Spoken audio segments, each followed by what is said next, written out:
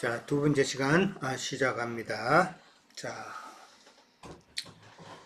13절까지 아까 했죠. 예, 그 다음에 이제 14절 갑니다. 14절에 가면 그 입에는 저주와 악독이 가득하다라고 그랬습니다.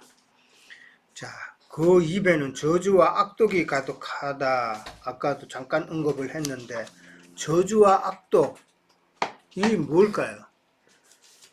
우리가 상식적으로 생각하면 저주하고 악한 말 막 쏟아내는 거, 그런 관점으로만 보면은 이 성경이 안 풀리죠. 네. 예. 세상 설교하는 자들은 절대 그런 말 안 내죠. 네. 그죠? 예. 근데 왜 여기는 지금 그 입에는 저주와 악독이 가득하다라고 표현을 했을까? 그러면 이 저주와 악독은 지금 무슨 의미일까? 세상의 복 빌어주는 거. 예. 아니 그쵸? 아니 목구멍 열린 묻은 것 같은 그 마음 자세로 그 말씀을 전하니까 저주와 악독이 가득하고 그러니까 이 그 입에는 저주와 악독이 가득하다면 저 입이라는 말이니까 설교를 통해서 내뱉는 저주와 악독이잖아요. 그렇죠? 그러니까 저주와 악독이라는 건 악한 말이 우리가 생각했던 그런 악한 말이 아니라 그 반대단 말이에요. 설교를 통해서 거룩한 종교인이 되십시오, 선한 사람 되십시오 하는 이러한 말들이 저주단 말이에요. 본인은 못하면서 무슨 말인지 이해됐어요? 역으로 생각해야 되는 거예요. 방금 자매님 말씀하셨듯이 축복받으셔 기복신앙 이야기하고 하는 것들, 이런 것들이 다 사실은 하나님 입장에서 영적으로 보면은 악독한 말이단 말이에요. 왜 악독한 말이에요? 거룩한 종교인 되고 선한 사람 되고 세상 복 받으라고 하는 이런 말들은 내 신앙생활과 지금 반대되는 길인 거예요. 그거는. 그렇기 때문에 내 신앙적인 관점에서 보면은 그런 말들은 나에게는 저주요 악독이다라는 이 말이에요. 이해됐죠? 네. 예. 그러니까 그런 말을 한다는 것 자체가 진리를 깨닫지 못하고 참 이 말씀이 어떤 의미인가를 알지 못하기 때문에 그렇게 말을 하는 것이죠. 예. 이런 것을 우리는 이해를 해야 되고, 이 타락한 그 하나님을 알지 못하는 그 타락한 사람의 마음에는 결과적으로 보면은 그런 저주와 악독이 가득하다는 것이잖아요. 예. 왜? 뭐 사람의 생각에서 그 생각이 말로 표현이 되기 때문에 그들의 그 마음도 저주와 악독으로 가득하다.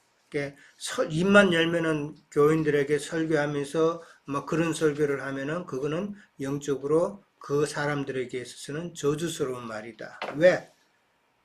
신앙의 온전한 길을 가는데 진리를 아는 길을 갖다 자꾸 막아버리잖아요. 그렇죠? 네, 자꾸 막아버린단 말이에요.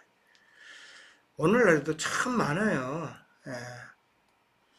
지난주에도 잠깐 이야기 했지만은 어떤 사람이 한 교회에 16년을 있었대요. 그러다가 다른 교회로 나갔대요. 예, 다른 교회로 나갔는데 이게 왜 나갔느냐 물으니까 목사님 설교가 너무 이게 은혜가 안 돼서 나갔대요. 그러면서 그러면 믿음이 뭔지 뭐라고 생각하냐고, 왜 교회 다니냐고, 왜 믿는가 이런 이야기를 해보면은 그 사람들은 말하는 게 그래요. 내가 좀 더 내 행동에 있어서 선해지고 남을 좀 더 사랑할 수 있고, 예수님께서 사랑하라 그랬으니까 남을 좀 더 사랑할 수 있고, 내가 좀 더 선한 사람이 되고, 내가 참 종교적으로도 좀 더 거룩해지고 성경도 좀 알고 이런 쪽이단 말이에요. 예. 그러니까 그 사람 말하는 거 따지고 보면은 다 종교인 되는 거잖아요, 지금. 예. 그런 식으로 다 길들여져 있기 때문에 사람들도 그게 믿음의 길이라고 생각한다라는 것이죠. 근데 그거는 다 하나님의 그 믿음의 길을 도리어 막는 그런 내용들이죠. 그건 우리는 잘 이해를 해야 됩니다. 자, 13절, 14절에 이제 그 입술에 대한 모든 그 악행의 내용이 나왔죠. 목구멍은 열린 무덤이고, 혀로는 속임을 말하고, 그 다음에 입술로는 뭐 저주와 악독이 가득하다 하는 이런 말은 전부 다 말에서 비롯된 악행이다라는 것이죠. 이 말에서. 시편 10장 7절에도 보면은 그 입에는 저주와 거짓이란 말이 하나 더 들어갑니다. 거짓과 포악이 충만하다 그랬어요. 이 거짓이 거짓말해서 거짓말이 아니죠. 사실 목회자들도 그렇죠. 진리를 모르기 때문에 거짓말을 하게 된다라는 것이죠. 그 거짓말은 아까도 이야기했듯이 지금 이 복음을 다르게 이해하는 그런 설교를 자꾸 하는 것이 사실은 거짓말을 하는 것이다라는 거죠. 15절로 넘어갑니다. 그 말은 피 흘리는데 빠르다 그랬어요. 피 흘린다는 말.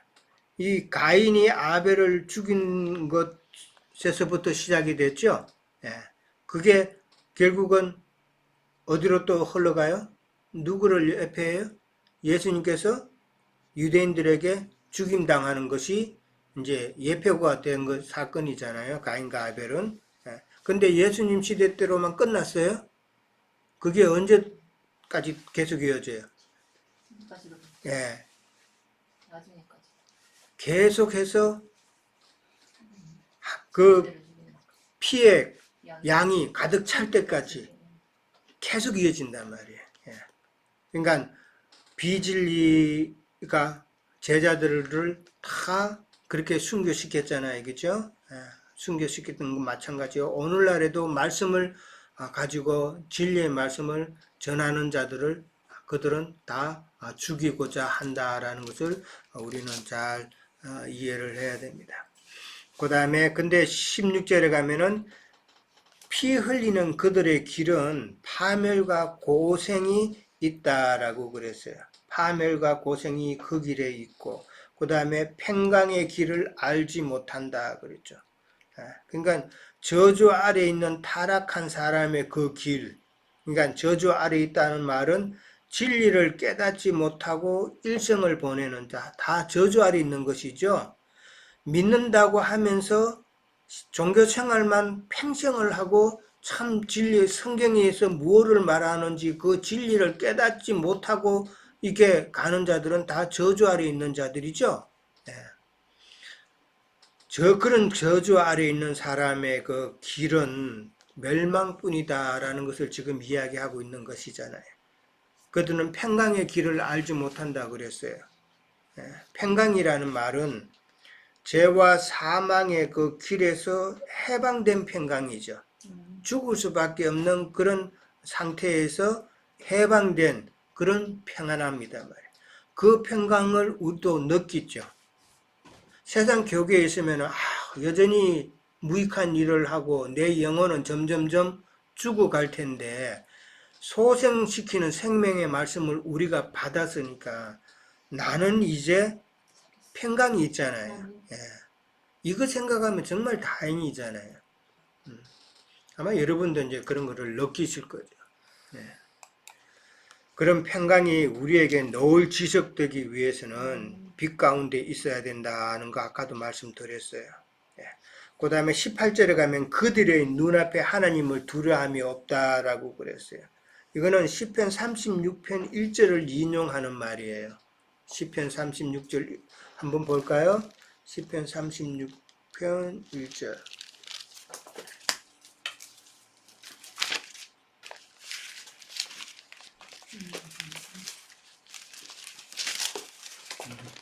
편? 826편.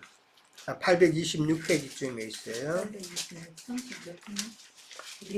36장 1절. 편한 1절. 36편 1절 읽습니다. 악인의 죄가 그의 마음속으로 이르기를 그의 눈에는 하나님을 두려워하는 빛이 없다 하니라. 자, 하나님을 두려워하는 무엇이 없다고요? 빛이 없다 그랬어요. 하나님을 두려워하지 않는 이유는 그 빛의 말씀이 임하지 않았기 때문이라는 거잖아요. 그렇죠? 그들의 눈앞에 하나님을 두려움이 없다. 이 말은 참 빛이 없다. 이 진리의 말씀을 깨닫는 빛이었기 때문에 두려워하지 않는다. 그러니까 시편 14편 1편 아까 우리가 볼 때는 제일 처음에 어리석은 자라고 그랬죠. 어리석은 자가 나왔어요. 어리석은 자는 지금 결국은 18절과 연결하면은 하나님을 두려움이 없다라는 말이잖아요. 그 이유는 이 말씀을 알지 못하기 때문에, 진리의 말씀으로 알지 못하기 때문에. 성경은 처음부터 끝까지 이 말씀을 어떻게 이해하고 가느냐, 그 문제를 계속 다루는 거예요. 그렇죠? 선악과냐, 생명나무의 가시를 먹을 것이냐, 이기부터 시작해가지고 이 말씀을 어떻게 이해하고 신앙생활을 할 거냐, 이거를 갖다 집중적으로 이야기하고 있는 거예요. 근데 많은 사람들이 이 잘못된 선악과를 따먹는 그런 길로 가니까 이 하나님은 참 답답하신 거예요. 그러나 우리는 다행히 그 길이 아니라 생명 과실로 우리가 이 말씀을 받아 먹으니까 우리에게는 얼마나 큰 복이냐는 것이죠. 자, 그 다음에 10절하고 15절까지 모든 악행이 이제 쭉 나왔어요. 모든 악행이 쭉 나왔는데 이 모든 악행의 원인은 참 어리석어서 하나님을 그 마음에 두고 하나님을 경외하는 그런 일이 없기 때문에, 두려움이 없다는 말은 하나님을 경외하지 않는다는 말이에요. 하나님을 경외하는 일이 없기 때문이다. 하나님을 경외한다는 게 뭐예요? 이 말씀을 우리가 사모하는 거예요. 말씀을 소중히 여기고 말씀을 사모하고 하는 것이 내가 하나님을 지금 경외하는 거다 말이에요. 말씀은 곧 하나님이잖아요. 그죠?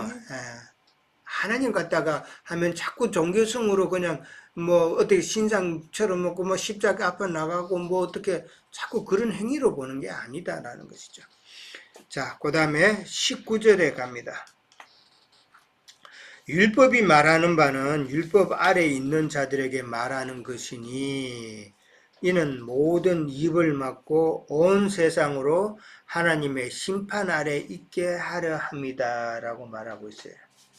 자, 이게 무슨 말이에요? 말이 좀 어렵죠? 율법이 말하는 바는 우리가 알거니와 무릇 율법이 말하는 바는 율법 아래 있는 자들에게 말하는 것이, 그렇죠?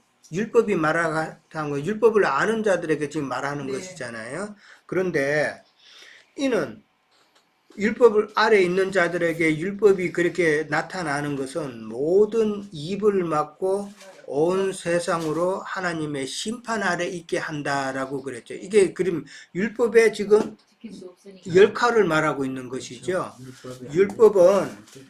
율법을 가졌다고 하는 사람들에게 지금 율법이 하는 일은 너는 지금 죄인이야 라고 하는 이야기죠. 죄인이기 때문에 너는 하나님의 심판 아래에 있다라는 그 뜻이단 말이에요. 그게 율법의 기능이죠. 그러니까 이게 모든 입을 막는다라는 거는 네 자랑하지 마라 이 말이에요. 율법이 내게 깨달아지면 내가 선한 거, 잘했던 거, 이런 거 내가 자랑할 끈덕지기가 없는 것이죠. 그러니까 모든 입을 막고 내가 하나님의 심판 아래 있게 하는 것이 율법의 기능이다라는 이야기죠. 그러면 여기서 율법이라는 말은 우리가 아는 유대인의 그 율법만이 율법이에요? 아니죠. 우리가 지금 배웠듯이 모든 인간들의 그 선한 양심의 율법이 있죠. 그 양심의 율법까지 다 포함하는 말이에요. 유대인의 율법만이 아니에요, 이거는. 그러니까 모든 사람이 다 그 율법 아래 있다 그랬어요. 그래서 모든 입을 막고 온 세상으로라는 단어가 거기 들어간 거예요. 이 온 세상이라는 말은 유대인과 그 다음에 헬라인, 그 이방인을 두고 하는 말이에요. 유대인이든 이방인이든 누구나 다 하나님의 심판 아래 있다. 그걸 갖다 지금 온 세상이라고 지금 표현을 한 것뿐이에요. 그러니까 이 율법도 마찬가지로 유대인의 율법과 그 다음에 이방인의 그 양심의 율법 모든 것을 다 통틀어서 이야기하고 있다라는 것이죠. 그러니까 이 온 세상 모든 사람들은 하나님의 심판을 피할 자는 아무도 없다라는 말이죠. 결국은. 예. 그러니까 이게 율법의 역할이 이제 오늘날 사법제도로 보면은 무슨 기능? 기소하는 검사의 기능이죠. 예. 이 사람은 어떤 죄를 지었기 때문에 이 사람은 몇 년형을 받아야 된다라고 기소하는 것이죠. 기소하는 자가 바로 율법의 역할이고 그것을 하게 하는 자는 그렇죠. 변호사는 예수님이죠. 예수님께서 우리를 다 변호하신다. 중보자로 변호하신다. 무엇으로? 예수님의 피값을 근거, 십자가의 공로를 근거로 해서 이 사람은 그런 죄를 지었지만은 내가 이 피값 이거 있지 않느냐. 이 사람한테는 이 사람은 내 십자가를 믿었으니까 보혈의 공로를 믿었으니까 이 사람은 그렇죠. 통과 그렇게 되는 거 아니에요. 예. 자, 그 다음에 20절에 갑니다. 율법 행위로 하나님 앞에 어렵다 하심을 입을 육체가 없다라고 그랬어요. 율법 행위로 유대인의 그 조문에 의한 율법이든 이방인의 그 양심의 율법이든 간에 율법 행위로는 하나님 앞에 어렵다 하심을 입을 육체가 없다라고 그랬어요. 그러면서 육체는 단지 죄를 깨닫는 것뿐이다라고 그러죠. 네. 그러니까 율법 행위로는 어렵다 하심을 입을 육체가 없다는 이 말은 율법을 지킬 수도 없지만은 율법을 아무리 지켜도 율법의 그 역할은 죄를 깨닫게 하기 때문에 율법을 다 지켰다고 해도 어렵다라는 것은 안 된다는 이야기잖아요. 그렇죠? 그리고 여기 육체라는 말이 나왔어요. 아까도 이야기했지만은 육체라는 것은 죄가 거하는 곳이기 때문에 죄가 거함으로 인해서 연약한 존재이기 때문에 어떤 행위로도 근본적으로 안 된다는 이야기죠. 결국은. 예, 그걸 지금 육체라는 말을 써서 지금 표현을 해놨단 말이에요. 그러니까 어떤 행위로도 내가 근본적으로 나는 육체를 입고 있는 그 죄가 거하는 연약한 존재이기 때문에 나는 하나님의 심판을 피할 수가 없다라는 것이 지금 성경에서 지금 말하고 있는 것이죠. 그리스도 믿음을 어렵다 하는. 그러면서 지금 이제 나중에는 예수 그리스도가 필요하다라는 것이 이제 24절에 나오는 것이죠. 그러면 사람들이 이제 그런 질문을 많이 했죠. 그러면 하나님께서 왜 율법을 주셔가지고 다 깨닫지도 못하고 다 지키지도 못하는 율법을 주셔가지고 그렇게 이스라엘 백성을 힘들게 했냐. 그런 질문 할 수도 있죠. 그런 질문이 결국은 하나님께서 왜 선악과를 만들어가지고 사람을 죄인으로 만들어가지고 지금 이 모양 이 꼴로 하나님께서 만드셨냐라고 그렇게 질문을 하죠. 많은 사람들이. 자, 그럼 여러분은 뭐라고 말씀하실 거예요? 그거 아니면 구속할 방법이 없으니까 어떻게 하나님을 이렇게 인간을 그게 그러니까 하나님의 마음에 감추어진 구속사의 비밀이죠. 방금 수잔방 이야기했기 때문에 율법을 통해 가지고 우리가 죄인됨을 깨달게 했죠. 그러니까 죄인이 돼야 되는 거예요. 먼저 아담과 하와가 선악과를 따먹고 먼저 죄인이 돼야 되는 거예요. 얼마 전에 우리 행제님 민수교회 말씀을 하실 때도 저도 깨달은 게 아담은 선악과를 먼저 따먹은 건 누가 먼저 따먹었어요? 하와가 따먹었죠. 하와가 따먹었는데 하와가 또 그 선악과를 가지고 와가지고 아담에게 줬죠. 아담에게 줬는데 아담이 그걸 갖다가 먹었죠. 왜 먹었을까? 본인도 제가 해야 돼. 아담은 어디까지나 예수님의 예표의 사람이단 말이에요. 예수님께서도 죄인의 모습으로 오셔야 이 땅에서 십자가의 그 구속이 이루어지죠. 그렇죠? 이해돼요? 그렇죠. 그렇기 때문에 예수님께서 이 땅에 오신 죄인의 몸을 입고 이 땅에 오신 그 모습이 지금 아담이 하와가 준 그 선악과를 먹고 자기도 죄인이 되는 모습이단 말이에요. 이해됐어요? 예. 마찬가지로 모든 사람은 자기가 죄인임을 깨달아야 되는 과정이 먼저가 중요한 것이죠. 그래서 율법이 필요했던 것이고, 그래서 아담과 하와도 선악과를 따먹고 죄인이 됐어야 되는 거란 말이에요. 예. 그러면서 느끼는 것이 내가 회개해야 되겠구나 느끼죠. 자기의 잘못을 느끼고 회개함으로써 예수님께서 가죽옷을 입혀주셨죠. 그렇죠? 예, 입혀주시고 그 다음에 이제는 그 말씀에 따라서 순종의 삶을 살아야 되죠. 예, 순종의 삶을 살고 그 다음에 순종의 삶을 살다 보면은 이 순종의 삶도 레마의 말씀으로 진리의 말씀을 깨달아서 순종의 삶이 돼야 되는 거예요. 그냥 문자적으로 깨달아서 나는 순종했다. 그거는 어림 돋는 이야기예요. 그러니까 말씀을 깨닫는 과정이 중요한 것이죠. 순종이 이루어지면은 결국은 우리가 하나님의 형상을 이루죠. 하나님의 형상을 이루면은 우리가 몸의 구속을 받을 때, 이제 우리가 이 세상에서 이제 끝날 때는 우리가 다 뭐가 돼요? 상속자가 되죠. 상속자.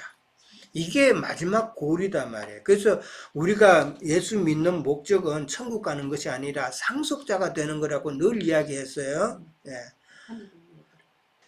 천국 가는 거는 백성만 되는 단계고, 이 상속자는 하나님의 모든 것을 다 상속받는단 말이에요.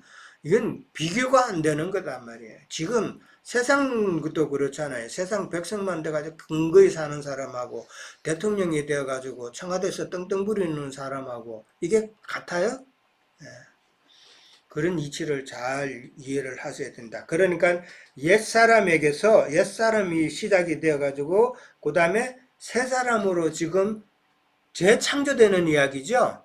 재창조되는 이야기를 지금 하고 있다라는 거죠. 이 과정이 꼭 필요한 과정이죠. 그런데 많은 사람이 이 과정을 모르고 있다라는 것이죠. 그렇죠. 이게 바로 창세기 1장의 내용이에요. 창세기 1장은 물질세계 창조가 아니라 하나님의 형상으로 재창조하는 이야기다 말이에요. 이것만 알아도 정말 달라질 거란 말이에요. 그러니까 창세기 1장은 바로 재창조의 이야기다, 내용이다. 이 과정이 없으면은 우리가 새 하늘과 새 땅으로 재창조가 되어가지고 하나님의 영광에 들어가야 되는데 그 재창조가 되지 않으면은 하나님의 영광에 못 들어간다는 이야기잖아요. 무슨 이야기인지 아시겠죠? 그러니까 종교인들이 예. 왜 이렇게 어릴 때 죄를 만들어 놓고 이제 재창조를 시키냐 할 말 있잖아요. 그러면 유대인 똑같은 이야기야. 아직도 메시아가 온다는 이야기 못 믿잖아. 예. 그런데 율법을 지켜야만이 된다는 것이 걔네들한테는 뼈에 박혔단 말이야. 그러니까 하느님이 일부러 준 거 아니냐. 그러니까 저주 아래 있는 자죠. 그들이 결국은 유대인들 지금 저주 아래 있는 거잖아요. 율법의 저주 아래. 그러니까 근데 그래서 이제 깨달아야 되는데 못 그래서 이제 깨달아요. 22절에 나오는 거예요. 사람을 죄인으로 만들고 난 뒤에 재창조를 한다는 거는 일반인들은 그걸 어떻게 아냔 말이에요. 죄인인데 그래서 죄인을 깨닫고 그래서 그냥 하나님께서 죄인이 아니고. 그렇게 구속사의 비밀을 갖다가 그냥 어렵게 만들어 놓지는 않았어요. 네. 그래서 이제 22절에 가면 이제 그 해결 방안이 나와요. 근데 목사들도 다 그걸 구분에 속하잖아. 그건 이제 그 저주받은 단계에 있죠. 그러니까 그러니까- 신학을 공부해서 목사가 된다는 그 자체가 이 저주를 확 덮어 쓰는 거란 말이에요. 예. 그렇게 우리는 이해를 해야 되고 21절에 가면은 이제 율법 외에 하나님의 한 의가 나타났으니 율법과 선지자들에게 증거받은 것이라 라고 이제 나와요. 21절에 가면은 이제는 율법 외에라고 나왔죠. 뭐가 나타났다고요? 하나님의 한 의가 나타났다. 그래서 이 하나님의 한 의가 누구예요? 예수 그리스도가 나타났단 말이에요. 율법으로는 안 되는데 이제 예수님이 나타났으니 그 예수님은 율법과 선지자들에게 증거받은 것이라는 말은 율법에서 말하는 모든 것의 실제는 누구? 예수 그리스도고 선지자들이 증거했던 모든 그 증거의 실제는 예수 그리스도다라는 말이잖아요, 지금. 예. 그러니까 율법은 우리가 잘 알듯이 그 성막법이라든지 제사하는 법이라든지 그 내용의 모든 실제는 곧 예수 그리스도단 말이에요. 예. 그거를 이야기하고 있다라는 것이죠. 그러니까 여기서 지금 21절에 보면은 그러나라는 단어가 이 개역 개정에만 지금 빠져 있어요. 그 다른 성경에는 그 그러나가 있죠. 회복력이 있어요. 회복력에는 있죠. 그 다음에 다른 뭐 세번역이라든지 거기도 있어요. 예. 아니 다른 성경에도 다 있어요. 그런데 개역 개정에만 지금 그러나라는 이제는 그러나예요? 아니면 어디예요? 그러나 이제는 이렇게 나옵니다 이 그러나라는 말은 율법으로 안 되는 것도 율법을 이렇게 악행들 다 이야기했잖아요. 다 심판 아래에 있다라고 이야기했잖아요. 그러나라는 말은 반전이죠. 그러나 심판대 아래 있는 죄인이지만은 그러나 그 죄인됨에서 벗어날 수 있는 해결책은 이렇게 나오죠. 이제 그래서 이 그러나가 지금 빠져 있어요. 히브리 원어에도 보면은 이 그러나가 들어가 있어요. 중요한 걸 왜 빠뜨렸을까? 그러니까 그게 진짜 한두 군데가 아니죠. 이해하게 쓰는 자는 이해하게 달린 거야. 그러니까 자 22절에 넘어갑니다. 그러니까 이제는 율법 외에 죄인됨을 면하게 하는 하나님의 한 의 예수 그리스도가 나타났으니 22절에 곧 예수 그리스도를 믿음으로라고 나왔어요. 예수 그리스도를 믿음으로 말미암아 모든 믿는 자에게 미치는 하나님의 의인이 차별이 없다라고 그랬어요. 차별이 없다라는 이 말은 지금 이방인이나 유대인을 갖다가 염두에 두고 하는 말이죠. 이 모든 세상 사람들에게 다 누구나 해당되는 말이다라는 것이죠. 그러니까 이게 예정론이 맞아요, 안 맞아요? 안 맞죠? 예정론. 누구에게나 차별이 없다고 그랬잖아요. 예. 만약에 누구는 A라는 사람은 예정이 되어가지고 하나님 나라에 들어가고 B라는 사람은 예정이 안 됐기 때문에 그러면 이 차별이 없다는 말이 바울의 말이 지금 틀렸잖아요. 예. 자, 그러니까 율법 행위로 이루지 못할 그 하나님의 영광에는 이제는 예수 그리스도를 믿음으로 간다는 이야기잖아요. 그렇죠? 예. 그러니까 예수 그리스도를 믿는다는 그 말이 우리가 새롭고 산 길로 들어갈 수 있는 해답이죠. 키죠. 예수 그리스도를 믿는다는 그 예수 그리스도가 바로 해답이고 이제 앞으로 증거되는 모든 것에 사실 제일 중요한 뼈대가 되는 것이죠. 예. 그거를 우리는 알아야 되고 그 다음에 이제 중요한 거 제가 말씀드릴게요. 자, 잘 들어보세요. 지금 예수 그리스도를 믿음으로 말미암아 모든 믿는 자에게 미치는 하나님의 의라고 그랬어요. 그 말하고 예수 그리스도를 믿음으로 말미암아 모든 사람에게 하나님의 의가 미친다는 거. 틀리죠. 자, 어떻게 틀리는가? 믿는 자와 불신자하고의 차이. 아니, 다시 한 예수 그리스도를 믿음으로 말미암아 모든 사람에게 하나님의 의가 미친다는 거하고 모든 사람 대신에 오늘 성경 나와 있는 대로 모든 믿는 자에게 하나님의 의가 미친다는 거하고 이 차이가 뭐냐는 것이죠. 믿음으로 가는 거하고 그냥 믿는 거하고 단계가 있는 거예요. 단계. 예수 그리스도를 믿음으로 모든 사람에게라고 하면은 그 모든 사람에는 그 믿음의 단계가 지금 하나뿐이죠. 예, 그러니까. 그렇죠? 그렇죠. 우리가 알듯이 믿음으로 믿음에 이르게 한다고 히브리서에 배웠죠. 네. 그 처음 믿음은 어떤 믿음이에요? 그냥 영의 구속. 예수를 믿는 믿음이단 말이에요. 그 예수를 믿는 처음 믿음을 갖다가 하나님께서는 의로 여겼다 그랬죠. 그 의는 온전한 의는 아니죠. 다만 믿는다는 그 의로움이죠. 이게 아브라함에게도 적용됐었죠. 아브라함이 하나님을 믿으니라라고 나왔죠. 그 믿음이라는 게 갈대아 우르에서 이제 세상에서 나와서 하나님을 믿는 그 초보의 믿음의 단계단 말이에요. 그랬을 때 그 믿음을 보시고 하나님께서는 의롭다 여기셨다라고 그래요. 예. 그렇죠? 그러니까 여기서 지금 22절에 곧 예수 그리스도를 믿음이라고 하는 이 믿음은 그 믿음으로 믿음에 간다고 할 때 그 초보의 믿음이라고 볼 수가 있죠. 예. 그런데 그걸 갖다가 한 번으로 그냥 믿는 그 처음 믿었던 그 믿음으로 끝나고 더 이상 믿음의 가정이 없으면은 그냥 믿음으로 말미암아 모든 사람에게라고 이렇게 해버리면 그 사람은 한 번의 믿음의 가정밖에 없다라는 이야기죠. 예.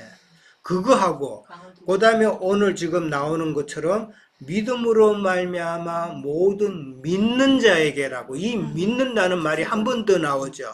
예. 이게 바로 믿음으로 믿음에 이르는 과정을 거치는 사람이라는 이야기예요. 무슨 말인지 아시겠어요?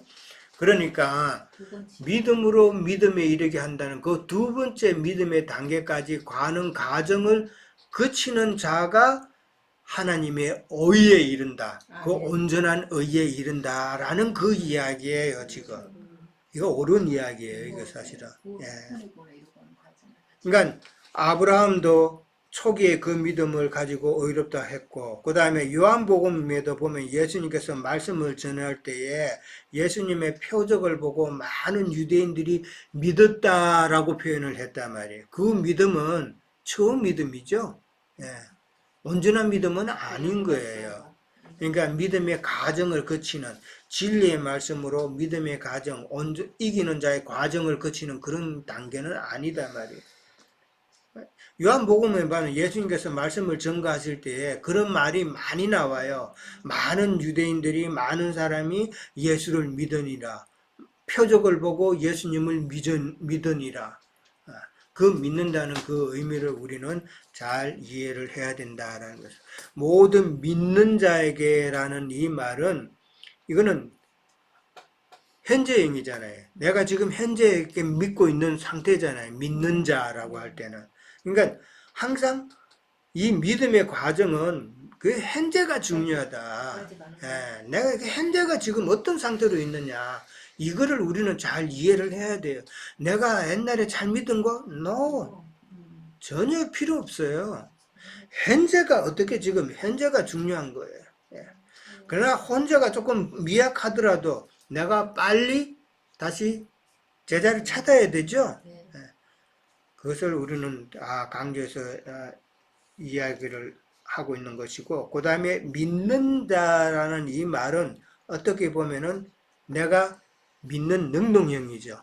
내가 행하는 일이잖아요. 그 말은 진리의 영이 회개한 우리들에게 임해서 계시로 깨달아서 믿음의 진보를 이루어가는 그 과정이 참 우리에겐 중요하다는 거잖아요.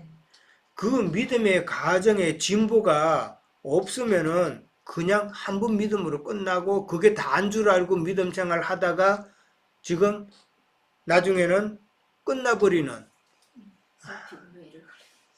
진짜 슬피 울며 이르가는 그런 단계에 들어가면 안 된다라는 것이죠. 네. 그러니까 이 켈빈의 교리는 뭐예요? 강조하는 것이 오직 믿음만 강조해요. 예. 이 오직 믿음이라는 것이 그 당시 그 카톨릭의 그 부패해.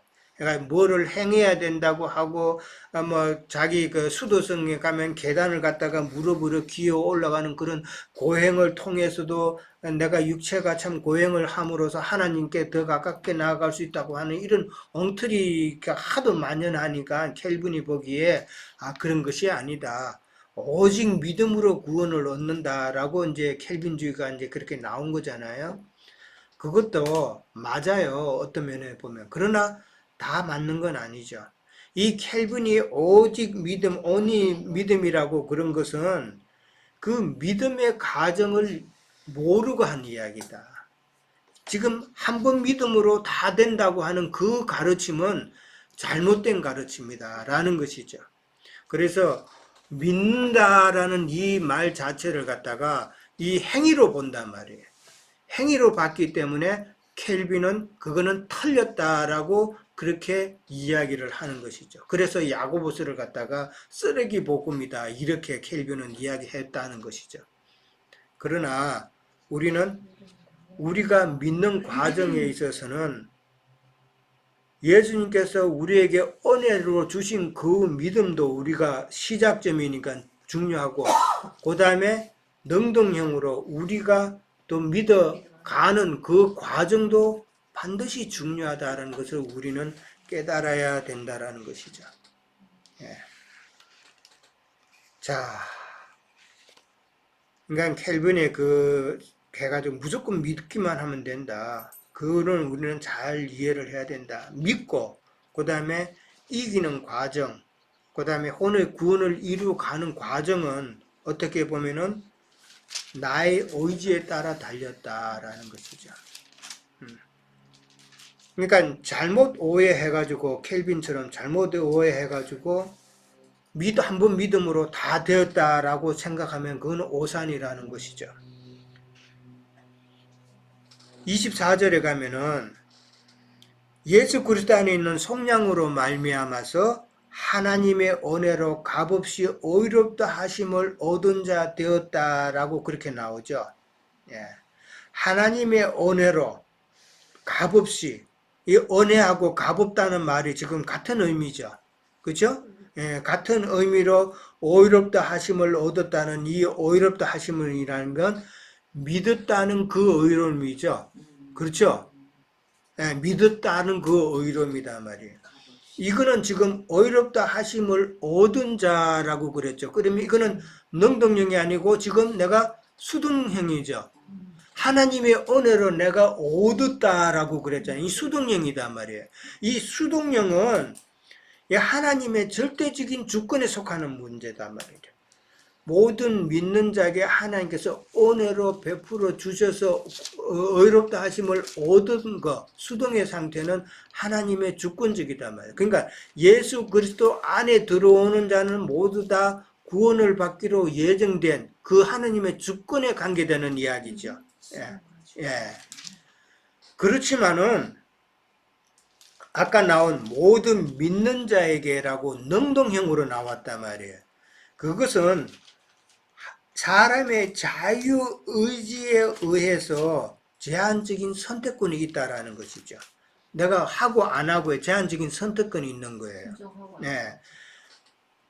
하나님께서 아담에게 선악과를 먹지 말라라고 말씀하셨죠. 먹지 말라라고 말씀하시고 네가 먹는 날에는 정령 죽으리라라고 그렇게 말했죠. 행동에 따른 책임을 지금 이야기한 거잖아요.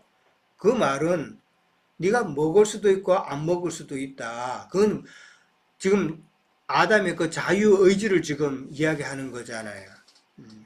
신명기 30장에 보면은 신명기 30장 15절에서 20절에 보면은 한번 읽어볼까요? 신명기 30장.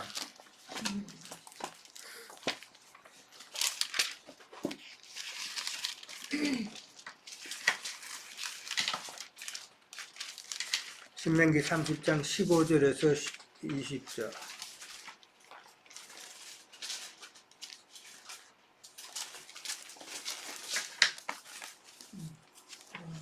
몇 장이요? 310페이지죠. 310페이지 30장 15절에서 20절에 있어요. 자, 같이 읽습니다. 보라, 내가 오늘 생명과 복과 사망과 화를 네 앞에 두었나니 곧 내가 오늘 네게 명령하여 네 하나님 여호와를 사랑하고 그 모든 길로 행하며 그의 명령과 규례와 법도를 지키라 하는 것이라. 그리하면 네가 생존하며 번성할 것이요 또 네 하나님 여호와께서 네가 가서 차지할 땅에서 네게 복을 주실 것입니다. 그러나 네가 만일 마음을 돌이켜 듣지 아니하고 유혹을 받아 다른 신에게 절하고 그를 섬기면 내가 오늘 너희에게 선언하노니 너희가 반드시 망할 것이라. 너희가 요단을 건너가서 차지할 땅에서 너희의 날이 길지 못할 것이라.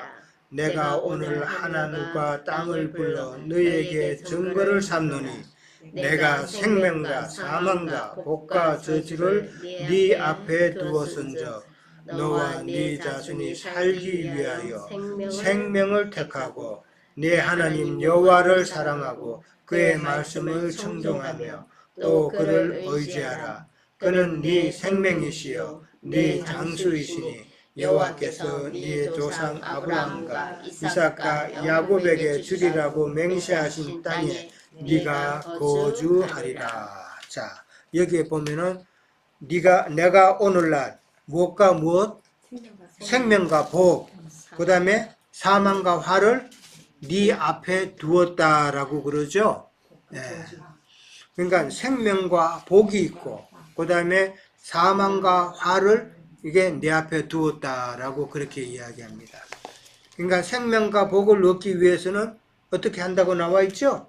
예, 하나님을 사랑하고 믿음의 길로 가고 하나님의 말씀을 법도를 지키면은 하나님께서 약속하신 생명과 복을 받고, 만약에 돌이키지 않고, 이 돌이키지 않는다는 것은 우상 섬기고 세상 사랑하고 하는 그 길에서 되돌아오지 않고 계속 거기에 머무른다면 이 말이잖아요. 해결치 않는 것과 똑같은 것이죠.